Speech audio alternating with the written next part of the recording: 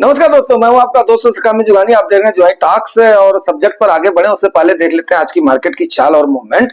तो निफ्टी 50 आज आपका 34 पॉइंट गिरा है, 0.14%। सेंसेक्स भी आपका गिरा है 2.28%, 230 पॉइंट गिरा है।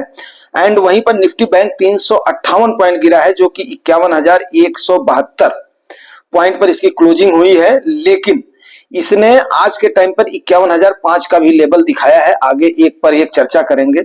आईटी कई दिनों से ठीक ठाक परफॉर्म कर रहा है और मिड कैप और स्मॉल कैप आपके कंसोलिडेट कर रहे हैं, आपको पता ही है। एंड खरीद फरोख्त का आंकड़ा आपका अभी आया नहीं है जब मैं इसको बना रहा हूं वीडियो को, तो इसलिए चलो ठीक है। इसका मतलब यही है कि अगर दोपहर के बाद में गिरावट हुई है शार्प, तो इसका मतलब क्या है, एफआईआई फिर अपनी चाल पर कामयाब है। आगे अब देख लेते हैं एक एक करके क्या क्या सिंड्रोम है। देखो दोस्तों, सही बात मैं आपको बता रहा हूं कि तीन चीजें मार्केट में मैं बार बार बोलता हूं जरूरी है: knowledge, information and time. Knowledge आपके फंड मैनेजर के पास है, इसमें कोई भी संदेह नहीं कि आपके पैसे को कैसे मैनेज करना है। उसके ऊपर भरोसा करके चाहे हम हो चाहे आप हो, हम लोग पैसा अपना दे रहे हैं। तो जाहिर सी बात है, फंड मैनेजर का मैंने आपको बता दिया, फैक्ट शीट में चेक करना है। उसमें आपको एक ग्लैंस में फंड मैनेजर का टोटल बोलते हैं ना, जो उसका बायोडाटा है, वो बायोडाटा मीन्स छोड़ दो कि टोटल उसका कंप्लीट जो भी उनको मैं किन शब्दों में बोलूं कि कंप्लीट ट्रैक रिकॉर्ड जिसको बोलते हैं ना, उनका वो पूरा पूरा आपके सामने आ जाएगा, खुल जाएगा, ओपन हो जाएगा। तो आप वहां से उसको चेक कर सकते हो। आपके फंड मैनेजर का ये बहुत ही जरूरी होता है फंड मैनेजर के बारे में, ठीक है ना। तो नॉलेज आपके वहां पर हो गया। इंफॉर्मेशन देने में मैं आपको कोई भी कोताही नहीं बरतूंगा।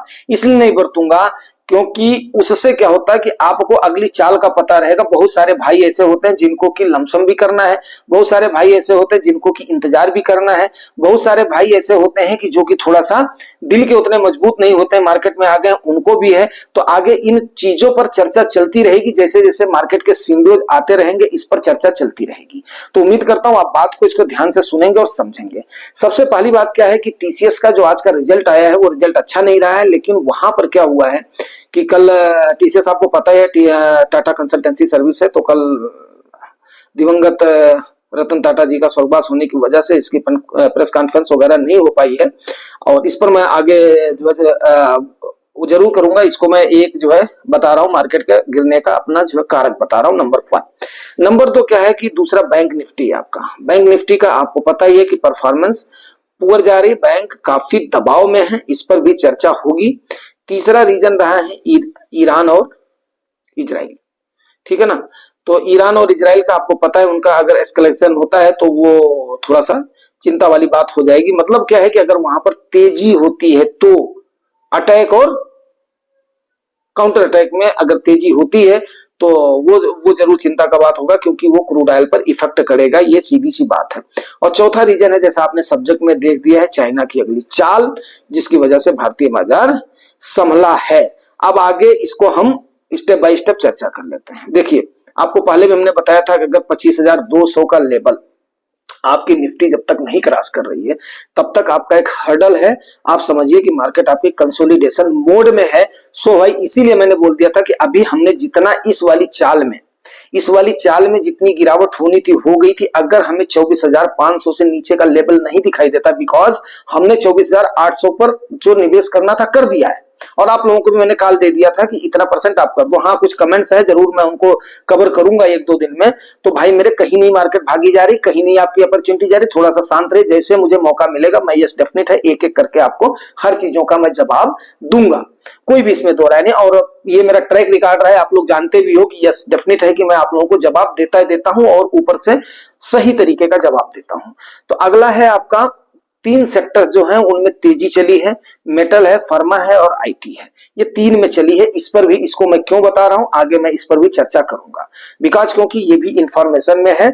और रही बात कि अब यहां से बात कर लेते हैं एनालिसिस करने का, तो पहली बात जो बोलते हैं टीसीएस का रिजल्ट जो है ना आपका, ये टीसीएस का रिजल्ट इतना नहीं रहा, प्रॉफिट थोड़ी सी कम दिखाई दी है। तो कई बार हमने इन बातों की चर्चा किया था और एक दिन हमने जरूर इस बात को भी उठाया था कि आगे आने वाले समय में सितंबर क्वार्टर के हमारे कंपनियों के रिजल्ट आने वाले हैं, और वो रिजल्ट्स पर भारतीय मार्केट की चाल पक्का डिपेंड करेगी। और वो डिपेंड इसलिए करेगी क्योंकि भाई देखो, हर किसी को ये पता है, जो भी इन्वेस्टर है, जो भी इन्वेस्टमेंट कर रहा है, कि इस मार्केट में अगर हमारे कंपनियों का प्रॉफिट हो रहा है तो हमारे यहाँ पर क्या है, कंज्यूमशन हमारे यहाँ पर है, इसका मतलब कंज्यूमशन हो रहा है। अगर प्रॉफिट नहीं हो रहा तो मींस क्या है, प्रोडक्शन तो हो रहा है, कंज्यूमशन नहीं हो रहा है, या जो प्रोडक्शन में कहीं ना कहीं जो कोताही हो रही है, तो इन चीजों को लेकर के हो रही है। अभी अगला ट्रिगर है आपका एचसीएल। एचसीएल का रिजल्ट अगर सही आता है तो उसके बाद में आईटी सेक्टर तो ऐसे भी ठीक कर रहा है, तो आईटी सेक्टर ठीक ठाक करेगा, ठीक है ना। वहीं पर ही आपका बैंक निफ्टी जो है, अगर ये भाई साहब 51,000 के लेवल को टच करता है और 50,000 के लेवल से नीचे जाता है, 51,000 के लेवल को अगर ये क्रैक करता है,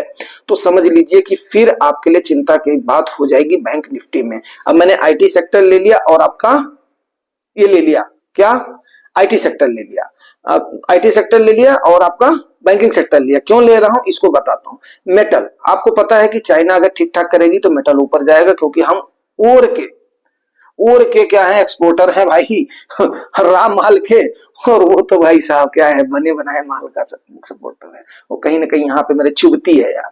हम कब मेच्योर होंगे, कब उन चीजों को होंगे जब जो है बहिष्कार किया था हमारे उन्होंने पूर्वजों ने, तो मेरे में भी उतनी कुव्वत कहाँ पे है कि मैं उसका करूं कि इनका चाइनीज माल का बहिष्कार करो।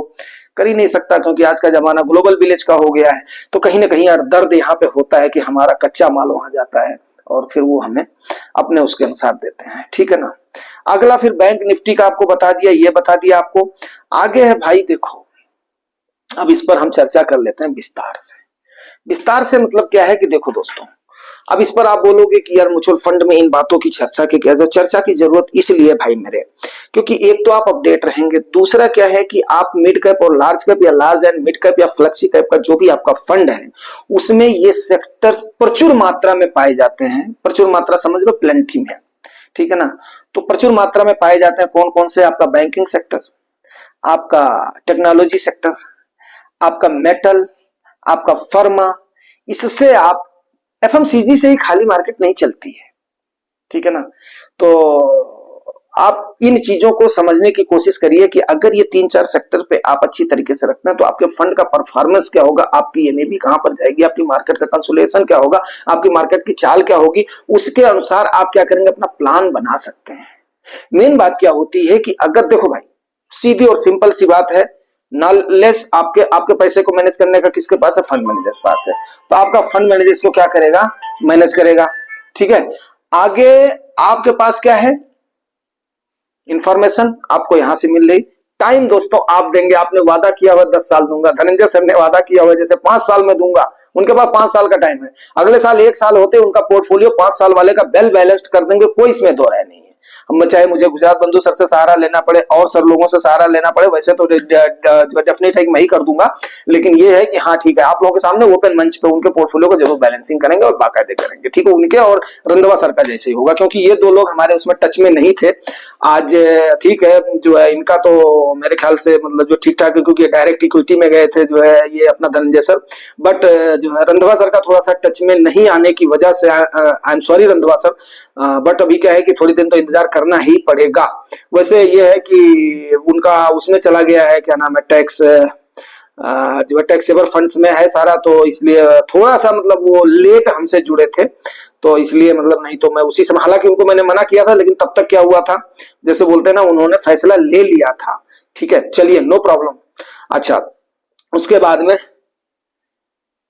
ये हो गया, तो इसकी वजह से आपको इंफॉर्मेशन देना वो काम मेरा है, टाइम देना आपका काम है, तो उसके बाद में प्रॉफिट तो ऑटोमेटिक आ जाएगा, कोई इसमें दो राय नहीं है। क्योंकि अगर ये 3 चीजें इक्वल हो जाती है, बैलेंस हो जाती है ना, तो यही इन्वेस्टमेंट के गुण ही इसी में ही है, गुण इसी में ही है। क्योंकि आप जिसके हाथ में पैसा दे रहे हो उसके ऊपर भरोसा करो, उसका आपने ट्रैक रिकॉर्ड चेक कर लिया, यस, अगला आपको इन्फॉर्मेशन जैसे जैसे मिल गई वैसे वैसे आप अपना इन्वेस्टमेंट करते जाओगे। अब ये नहीं होना चाहिए कि यस मार्केट आने वाले समय में कंसोलिडेट करेगी और उस समय आपने क्या किया हुआ है, चुपचाप बैठ गए हैं, या मार्केट में जब गिरावट है तो आप उसके लिए तैयार नहीं है, और या जब मार्केट ऊपर जा रही तभी आप इन्वेस्ट किए जा रहे हैं। तो मार्केट अगर ऊपर जा रही वहां पर आप इन्वेस्ट करो तो जाहिर सी बात है प्रॉफिट कहां बनेगा भाई, उसके लिए टाइम चाहिएगा, और आपको शॉर्ट टाइम में प्रॉफिट चाहिएगा तो सही स्ट्रैटेजी अपनाने के लिए, सही स्ट्रैटेजी के लिए आपके पास सही इंफॉर्मेशन होनी चाहिए, ताकि आप सही समय पर सही दांव जो है चल सकें।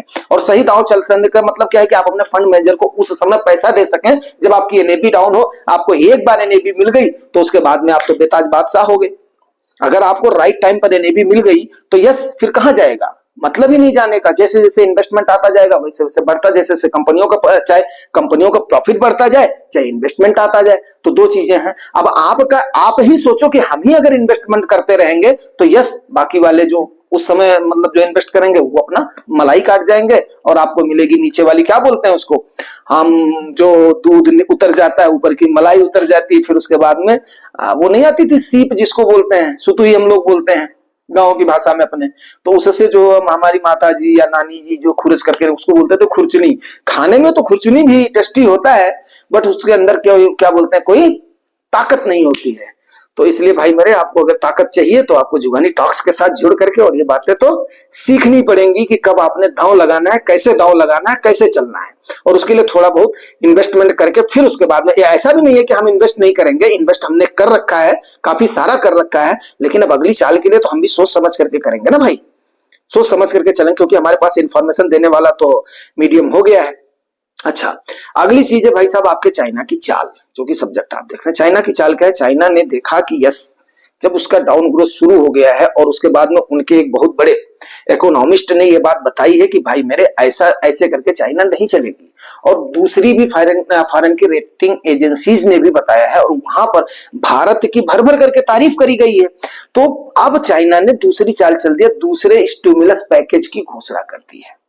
अब दूसरे स्टिमुलस पैकेज की घोषणा होते ही क्या हुआ है कि कहीं ना कहीं जो पैसा इंडियन मार्केट में आना चाहिए था वहीं पर ही डीआईआईज के, एफआईआईज के तो कान पहले से खड़े थे और डीआईआईज के भी कान खड़े हो गए। तो वहां पर क्या हुआ कि हमारे यहां पर एक लग गया ट्रैक, ठीक है।